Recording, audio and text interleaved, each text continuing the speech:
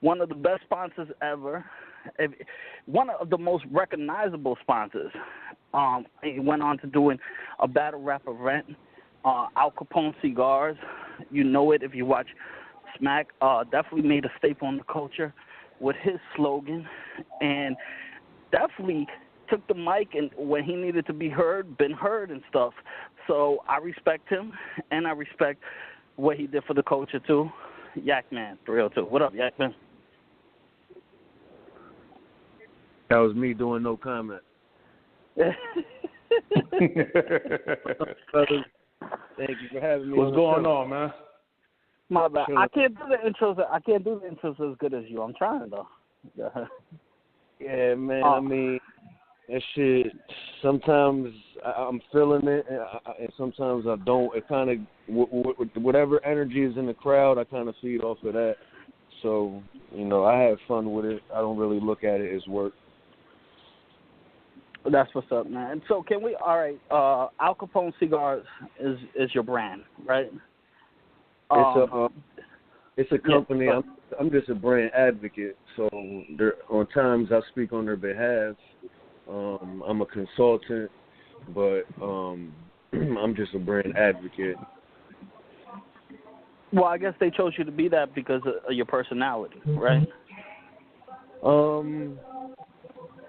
I think that I don't know. I think that was just a bonus. I was already kind of doing the promotions in Delaware, and there's people that do what I do across the country, all the way from Vegas to Delaware, but I was the one in Delaware that had really high numbers, and it caught their attention. But once they started seeing me on social media, like, who's this guy calling himself Yakman, always posting about Capones?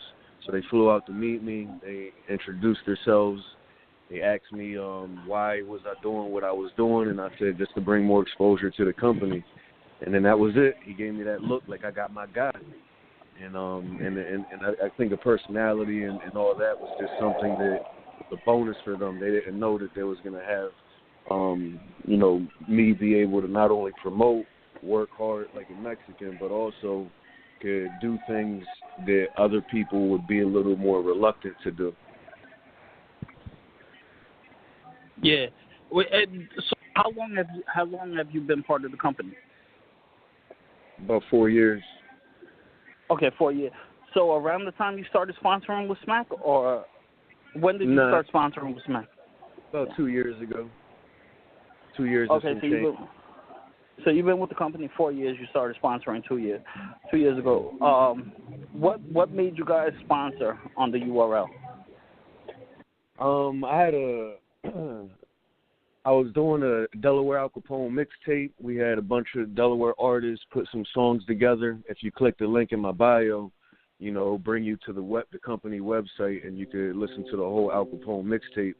And because of that, I had Styles P come to Delaware. He judged the mixtape. He chose his favorite song.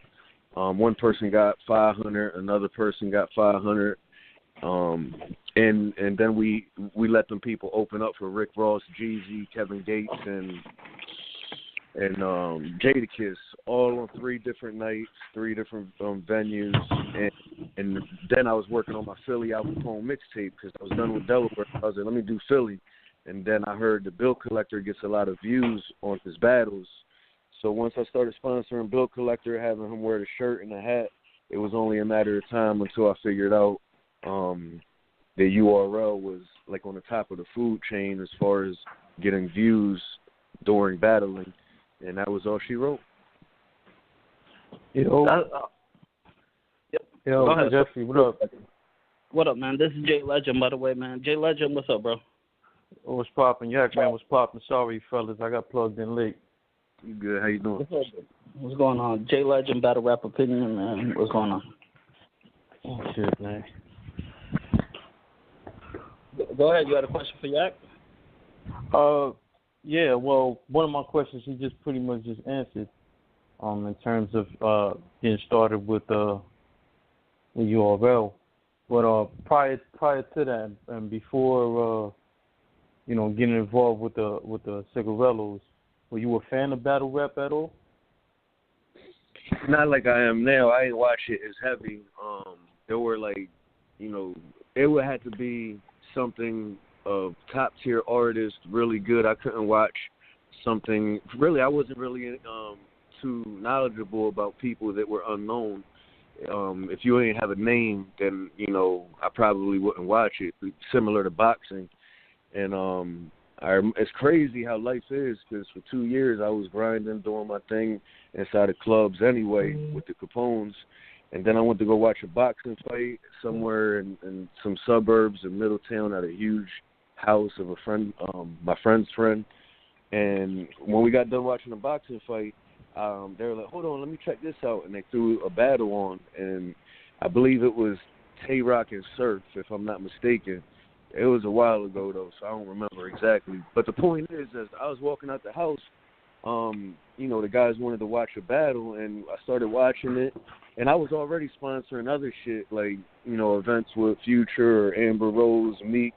But once I seen the battle shit, it kind of caught my attention for a minute, but never in my mind would I have thought that in the future I was going to end up sponsoring battle rap. So it was kind of crazy that, I'll never forget that. Just watching boxing, about to walk out somebody's crib, they throw it on, I'm looking at it.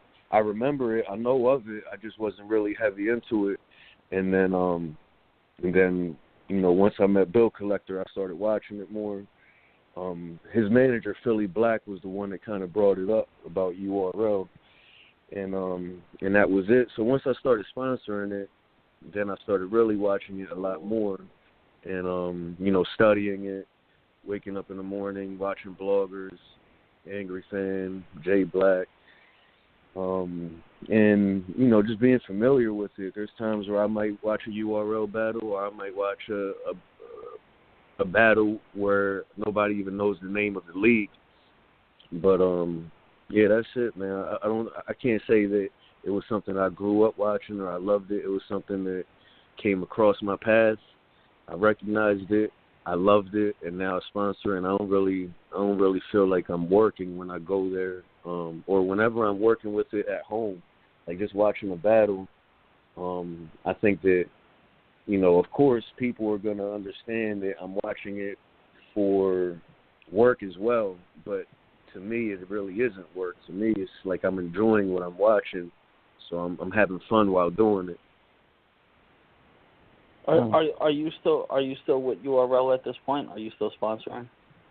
Yeah, we'll be sponsoring the Strike, Summer Madness 8.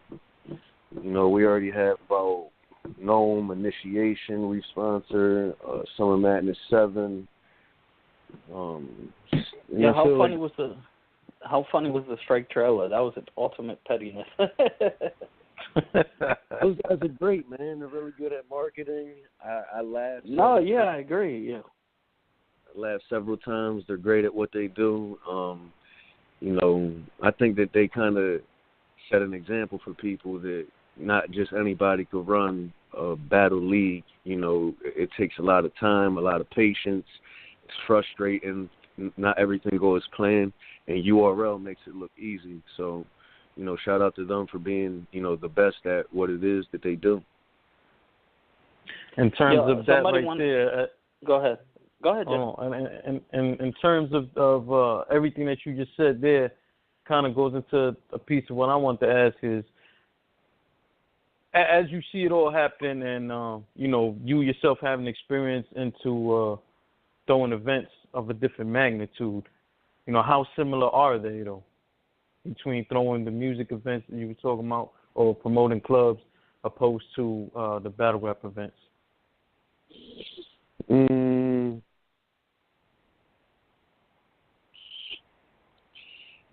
I could say the reason why we focus on, I've kind of moved away from just going to where I sponsor a club where a main attraction celebrity artist is at, to what I'm doing now, is now I can help Al Capone get mass exposure to where I might go to Vanity Grand in Philly and Future will be there and 2,000 people will be there, and I'll be there with like a team of, yak girls and yak men. We in the club, giving out the samples, taking pictures, all that shit. But you could barely move. And out of that 2,000, I only was able to reach like 200 people by giving them a sample. So that's like 10%. And even if I was able to get every single person in that club, which would have been impossible because there was so many people, you couldn't move, then I would have only reached 2,000 anyway. To where right now, you put a post up, 850,000 people get an alert to their phone that URL just put a post up, and now they have to sit through a Capone commercial, or at least they'll see a banner somewhere in it. And like I said, it's just mass exposure now, as opposed to just going to a club and reaching the amount of people that went to the venue, like the attendees. But I had a lot of fun with it. That I think that doing what I did back in the day kind of prepared me to deal with a lot of chaos or a lot of people that I deal with now, because it used to just be me by myself sampling. I might have one or two other people with me, but I've been in so many different situations, so many clubs, so many holes in the walls, that now when I walk into a venue or an event, it isn't like there isn't too much that can surprise me, because I've already been through some really fucked up ass events. So, now walking into battle rap is different, because you're not going to see a bunch of bitches dancing, drinking, throwing their ass up on you, so you won't have that. But you won't have a celebrity, Amber Rose walking around, or Omari Hardwick from Power. You won't have them.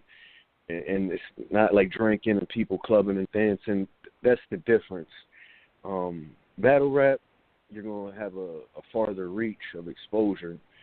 But as far as similarities, I don't know. I guess it's just a long day. That's the thing. A long day of preparing, being there early, because I'd rather be there early and hurry up and wait than to just get there when I'm supposed to be. And if something doesn't go according to plan, well, now I'm kind of backed up trying to catch up. So it's not too many similar things, but I would have to say just a long day of preparing to, throw a whole day away and stand up for many, many hours. But battle rap is a little harder, because you got to stand up a lot more than, inside of a club. I could take a little more of a break if I wanted to in the club.